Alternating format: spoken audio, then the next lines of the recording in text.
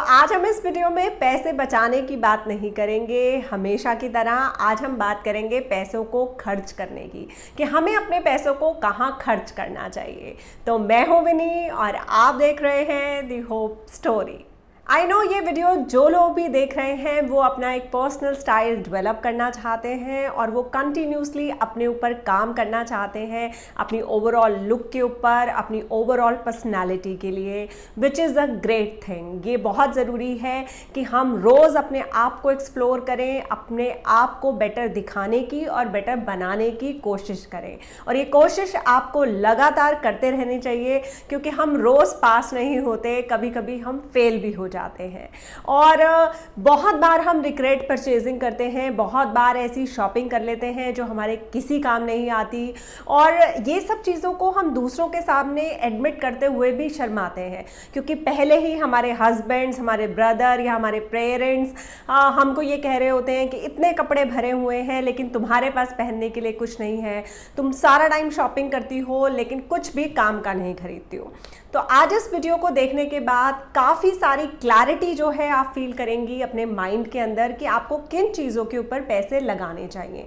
और इतने सालों फैशन इंडस्ट्री में बिताने के बाद मैंने भी बहुत गलतियां करने के बाद ये सब चीज़ें सीखी हैं, और इस वीडियो को बनाने का पर्पस यही है कि वो गलतियां आप बिल्कुल ना करें। तो पहली चीज़ जिसके ऊपर आपको पैसे खर्चने चाहिए वो है आपका हैंडबैग। आपको हैंडबैग की शेप अपने बॉडी शेप के अकॉर्डिंग जो है डिसाइड करनी चाहिए।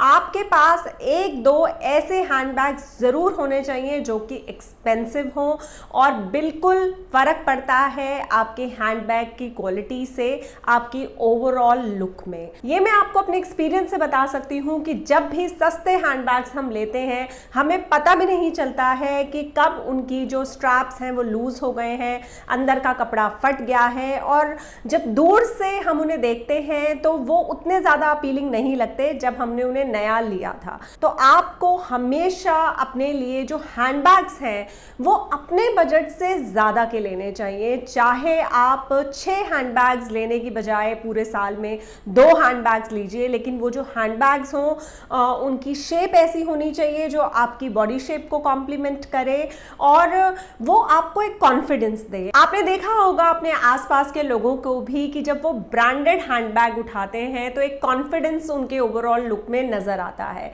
ये ज़रूर डिपेंड करता है इस बात पे कि वो उस हैंडबैग को भी कैसे कैरी कर रहे हैं, कैसे रख रहे हैं, उनकी बॉडी लैंग्वेज कैसी है। लेकिन क्योंकि उनको ये पता है कि ये एक एक्सपेंसिव हैंडबैग है तो उनकी बॉडी लैंग्वेज उसके अकॉर्डिंग अपने आप ही चेंज हो जाती है। तो चाहे आप काम पर जाती हो जहां आपका वेयर एंड टेयर ज़्यादा है हैंडबैग्स का, तो आपको कुछ अपने एक्सपेंसिव हैंडबैग्स जो हैं अलग रखने चाहिए फॉर्मल ओकेजन के लिए, और अपने वर्क वेयर के लिए आप ज़रूर इन्वेस्ट कर सकती हैं कुछ इकोनॉमिकल हैंडबैग्स में।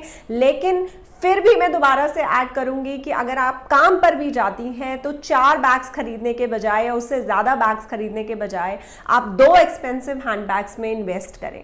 फुटवेयर, बड़े से बड़ा ब्रांड उसको नहीं पता कि आपकी फुट शेप कैसी है, और बहुत किस्म की फुट शेप्स होती हैं और हर एक फुट के लिए कोई भी ब्रांड जो है स्पेसिफिकली डिज़ाइन नहीं कर सकता फुटवेयर को।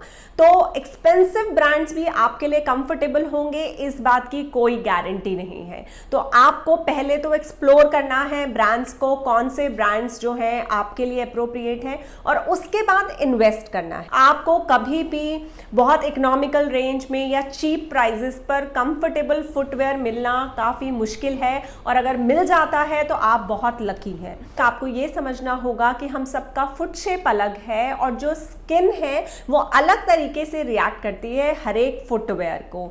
जैसा कि मेरे साथ कॉमनली ये प्रॉब्लम आती है कि अगर मैंने एक बहुत कंफर्टेबल स्लीपर्स भी आज पहनी है तो वो मेरे लिए कल तक अनकंफर्टेबल हो जाती हैं। तो मैंने अपने पैरों को लेकर ये समझा है that I have to keep on changing the footwear।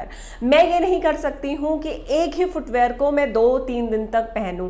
मेरी फुट की जो शेप है या जो मेरे फुट की टेंडेंसी है वो ये है कि वो किसी एक स्लीपर को टॉलरेट नहीं कर पाता लंबे टाइम तक। तो आपको अपनी फुट की प्रॉब्लम्स को समझनी है, उसके अकॉर्डिंग ब्रांड डिसाइड करना है और उसके बाद इन्वेस्ट करना है।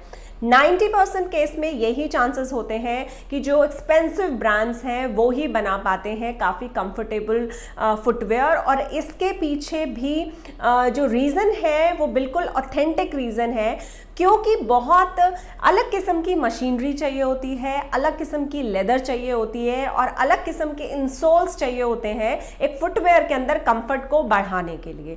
तो सबसे पहले आपको अपने फुट को समझ के उसके बाद जो है इन्वेस्ट करना चाहिए फुटवेयर के ऊपर और अपने ब्रांड को ढूंढना चाहिए।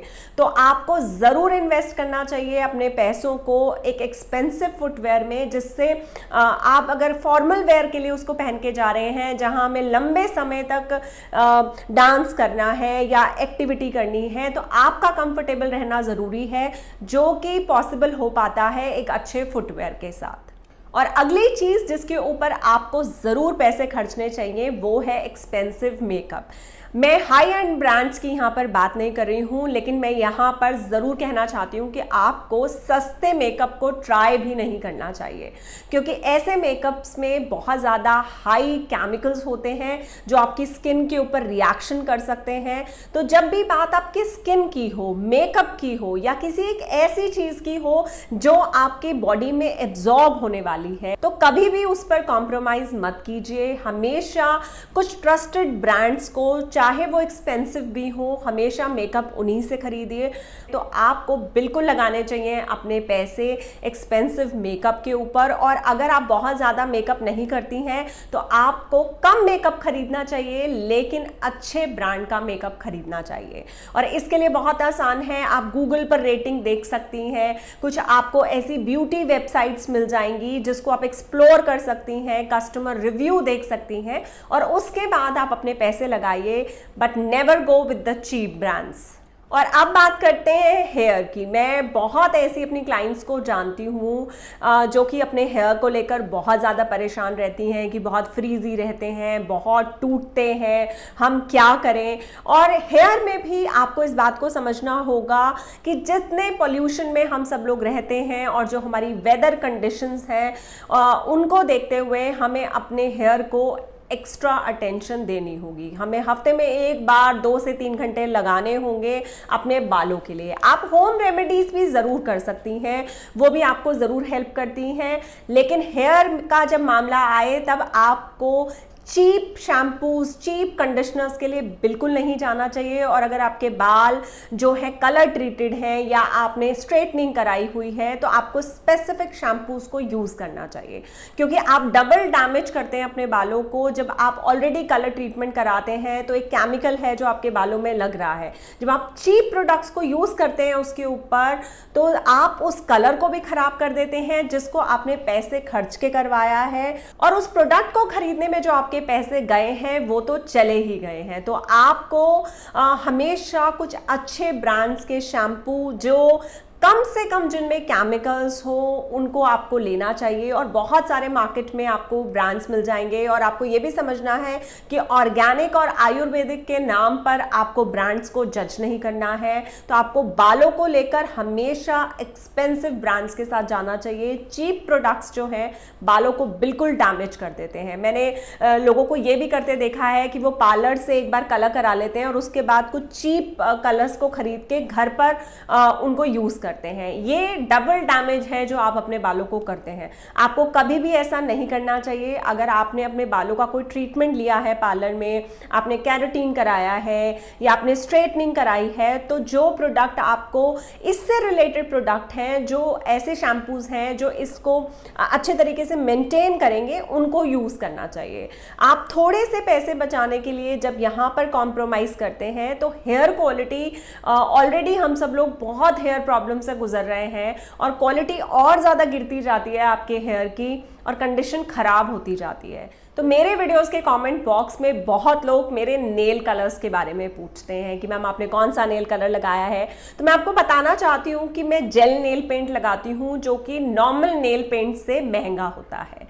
और कुछ लोग मुझे इस बात के लिए बहुत नेगेटिव कमेंट भी दे सकते हैं कि मैम आपके पास पैसे ज़्यादा होंगे इसलिए आप ख़राब करते हो, लेकिन उनकी बातों पर हम ध्यान नहीं देते हैं। मैं अपना लॉजिक आपको बताती हूँ कि मैं ऐसा क्यों करती हूँ। मैं उनमें से नहीं हूँ जो बहुत ज़्यादा पैसों को लेविशली खर्चते हैं।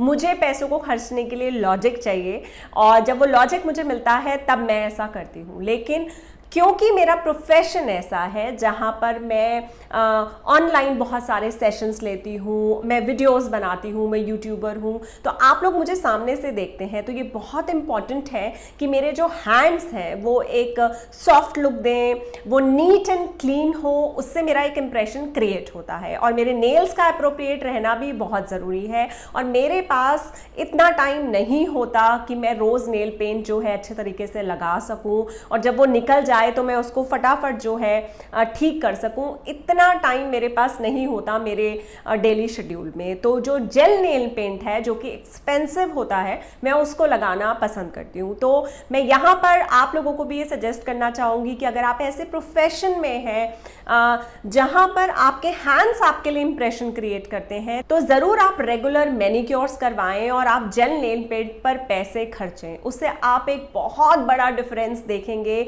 अपनी ओवरऑल पर्सनालिटी में। तो हाथों पर आपको जरूर पैसे लगाने चाहिए, उसको कभी भी आप रिग्रेट नहीं करेंगे। एंड आई होप कि आज जितनी भी चीजें मैंने आपको इस वीडियो में बताई हैं वो आपको हेल्प करेंगी जब भी आप शॉपिंग करेंगे, या आप इस कंफ्यूजन में होंगे कि मुझे इस चीज पर पैसे खर्चने चाहिए या नहीं। और अगर कुछ और भी ऐसी चीजें हैं जो आपको लगता है कि हमारे स्टाइल को इंप्रूव कर सकती हैं, हमें हमारा बेटर वर्जन बनाने में मदद कर सकती हैं, तो ये कमेंट बॉक्स जो है आपके लिए खुला हुआ है, आप उसमें मेंशन कर सकते हैं। आप मेरे साथ इंस्टाग्राम पर भी जुड़ सकते हैं अपनी बातों को शेयर करने के लिए।